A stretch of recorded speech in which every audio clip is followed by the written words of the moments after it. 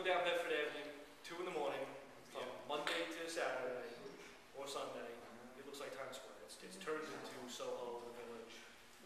All the good things that does bring, brings this with us. I know it's frustrating. It is. Thank you.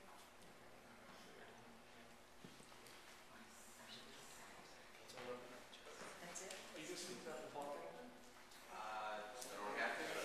No, I'll take you when we're done. You just speak. There was an arrest today. I'll give you all the details. Anyone else here? Again, if you have questions for me about this. I live on Powell Street, and we have a problem in the carpet cleaning place, parking their cars on the sidewalk, parking their vans overnight. It's nothing like what's going on the north side, but it's annoying. We have the no honking sign, but it doesn't work. Because I live by the BQE, so Yeah. it's a waste. Is there a business there? Yeah, 1-800 carpet cleaning. So they're there and they're parking their commercial They trucks. park their cars on the sidewalks. They wash their cars on the sidewalks. They put the rugs that they clean on the sidewalks to dry. That's legal. And their vans being parked all night is not legal either. They're commercial landscape. I mean, it's not. You haven't moved the trucks off Meeker yet. It's still The an park was issue. a little quiet, now it's getting a little. Yeah. College Street's big.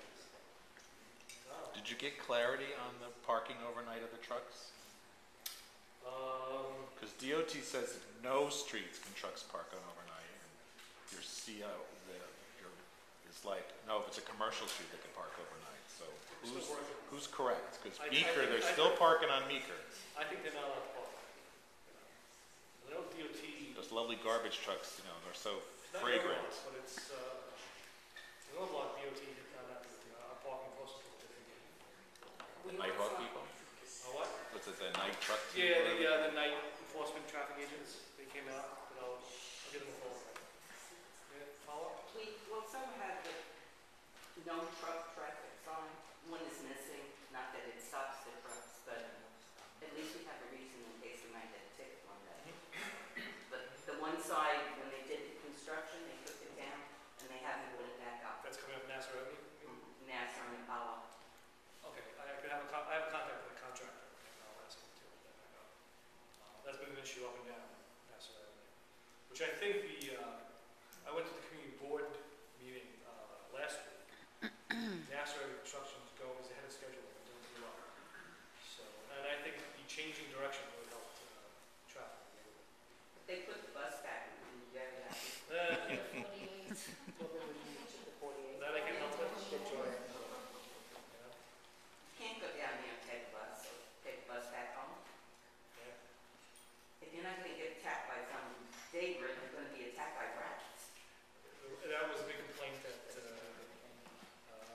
someone in Lentil had a meeting. I think you were at that meeting too, Councilman. The rats are a huge problem there, and that goes with the construction, even the sewers. That's tough. All right. Giant rats. You good? Okay. Again, anyone will speak to us over my council private. We'll do that after the meeting. Okay. Okay. We have another speaker, Councilman Levin. Hi, everybody. Thank you very much. Thank you, Inspector Herson, everybody here from the 94th Precinct. Actually, just speaking about Apollo, I'm aware as well of the carpet business. I live on Morgan, so I know the issue. Also, I've actually inquired with DOT because I know that when Apollo gets backed up, people honk their horns quite a bit. Up there, I mean, or they do go all up types on of. the sidewalk if they can get up there. Right. I mean, it's maddening. I've requested twice now to DOT. We also got them to fill in a pothole there that was causing houses to shake, but It's sinking again. it's They sinking. need to dig the street up. Yeah, and do something like they're doing on NASA. But one thing that we wanted them to do was allow the green light to be longer, right? If the green light at Meeker was a little bit longer, people could clear out, it wouldn't get so backed up during like rush hours. And DOT declined to do that because they thought that it was more important to keep the traffic moving off the BQE. But that's to the detriment of Apollo Street residents, and I'm not happy about it, so I'm going to continue to press it because even an extra 5 to 10 seconds at each light round would actually clear out another 5 cars. So it's really, it's you know, because of the way that you have to go to the right there, it always backs up, and I sympathize with you. Accidents on that one. And I sympathize with everyone on the block because it would drive me nuts to have horns honking the way that they do on Apollo. So I'm working on it, but I'll work with the 94th Precinct on the carpet cleaning business because they're blocking the sidewalk with their carpets and with their vans. We should walk in the gutter, they should dry their carpets. So a couple of things that we've been working on this month. That the inspector mentioned that there was an individual that was assaulted in the park last night. I'm not quite sure about the identification of the victim, and thank you. I'm very appreciative that there was an arrest made in this incident because it's very scary to think that someone could be randomly assaulted like that in McCarran Park and so violently. So one thing that we have been working on that I want to fill everyone in on for a couple of years now, my office has been working on trying to put together some type of shelter, small shelter, talking 10 to 15 to maybe maximum 20 beds for the individuals that are homeless here in Greenpoint. The guys that sleep in McGorlick Park, the guys that sleep under the BQE, the guys that sleep in McCarran or along the water. And it looks like we've had some major progress in recent months. I've kind of gotten, I mean, to be honest with you, when the weather gets really bad, last winter wasn't so bad, but there have been several bad winters over the last several years, and individuals die. I mean, people die of hypothermia when they're sleeping out in the park.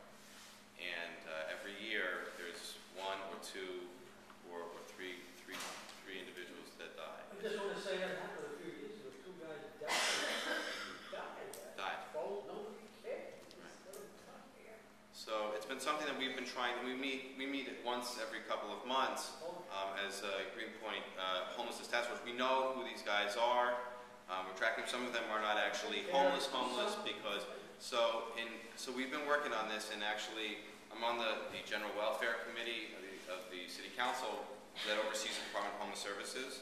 So I grill the commissioner at hearings, public hearings, about what they're doing. Finally, this year they made a commitment to us that they would fund a program that is very small, very concise, specifically for the guys that have these issues, and a lot of these gentlemen have and women have substance abuse issues that they need additional services for. And so we've been working with the Outreach Center, of course the 94th Precinct, Common Ground, which does street outreach, not only here in Greenpoint but all of Brooklyn. And we are close to having a location that could provide roughly 10 beds for the coming winter, which it's one thing. It's been a challenge to get funding for that and get Department of Homeless Services to do that, but it's another challenge then to get these guys to come in from the pool. And so hopefully by next month I can share with you where this is going to be, because it's still kind of up in the air. But some location I think is really in the interest of our community, because we need to be able to, I think it's the right thing to do to take care of the guys that need help, particularly with the coming up winter. As I mentioned, I live on Morgan Avenue. I see them every night when I go home under the BQE. And They said our house. But, this is why I say, I don't know how true it is, but I heard that a lot of these homeless men or women don't want to go to a shelter. The policemen go over and talk to them, and they don't, because of stealing or whatever they have there, or like private possessions, they're afraid of going to these. So how would you get them there? Because my son is a sanitation worker, and he always has to go down and remove everything when they have queues out Okay, this. right, so how do you get them there if they don't want to go? Well, I think particularly in the winter, when it's really cold outside, I think that there's, you know, everybody would want a warm place to stay.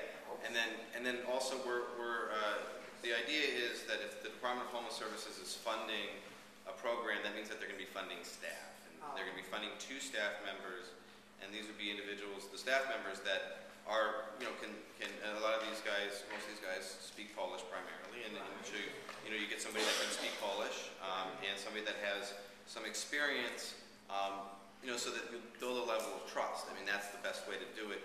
It's not going to happen overnight. I don't, and to be honest with you, it's an experiment. We don't know if it's going to work at all, but it's something that I think we ought to do, and it's the right thing to do. Yes, sir. It's not a crime to be homeless. No, absolutely not. It's a sin, I really feel sorry for it. Some way. Absolutely, it's not. I mean, right? It's not. Up near the subway station. Like, really, I don't know. You do the best you can, okay? Right. And it's really, you know, it's not to label these guys criminals in any way or lawbreakers or anything like that.